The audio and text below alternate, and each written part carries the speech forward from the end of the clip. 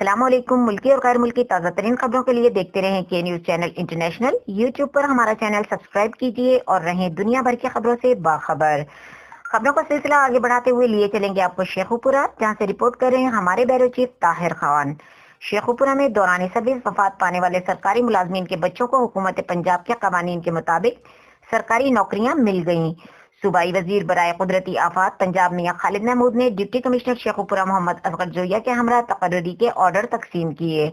Government Khadijatul कुबरा high school में महकमा education के जेर एहतमाम तकरीब का इनेकाद किया गया, जिसमें महकमा एजुकेशन शेखुपुरा में दौरान सर्विस वफात पा जाने वाले 108 सरकारी मुलाजमीन में से 23 मुलाजमीन के बच्चों को 17A एक्ट के तहत सरकारी नौकरियां दे दी गयी।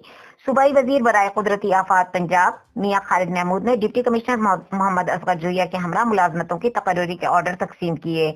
तकरीब के शुरा से खिताब करते हुए सूबाई वजीर मियां खालिद महमूद और डिप्टी कमिश्नर मोहम्मद असगर जोया का कहना था कि तकर्री के मुंतजिर दीगर अफराद को भी जल्द सरकारी मुलाजमतों के ऑर्डर फराहम कर दिए जाएंगे।